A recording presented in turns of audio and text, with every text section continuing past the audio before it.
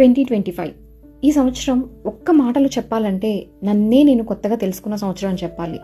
చాలా మందికి నేను ఒక కౌన్సిలర్గా కనిపించాను, కానీ ఈ ఏడాది నేను కూడా ఒక మనిషిగా చాలా బాధపడ్డాను, చాలా అలసిపోయాను. కానీ ఎక్కడా ఆగలేదు.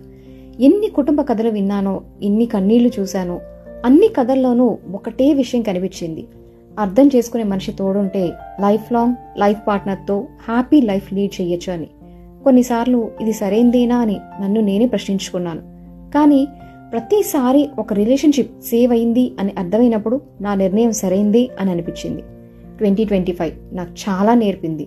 పర్ఫెక్ట్ కపుల్స్ అనేవాళ్ళు ఎవరూ ఉండరు, కానీ ప్రయత్నిస్తే ఒక మంచి కపుల్గా మాత్రం ఉండగలరు అని అర్థమైంది. నేను సాధించింది అవార్డ్స్ కాదు, ఫాలోవర్స్ కాదు, నాకు చాలా విలువైన మీ అందరి నమ్మకాన్ని. ఎవరైనా నా క్లయింట్స్ మీ మాటలు నాకు చాలా ధైర్యాన్ని ఇచ్చాయని చెప్పినప్పుడు అదే నా అచీవ్మెంట్గా ఫీల్ అయ్యాను. ఈ సంవత్సరం నాకు ఇచ్చిన గొప్ప గిఫ్ట్ ఏంటంటే నేనెవరో, నేనెందుకు ఈ ప్రొఫెషన్లో ఉన్నానో ఒక స్పష్టత వచ్చింది. 2025 థ్యాంక్ యూ ఫర్ బ్రేకింగ్ మీ, టీచింగ్ మీ అండ్ రీబిల్డింగ్ మీ as a strong, calmer and more real person.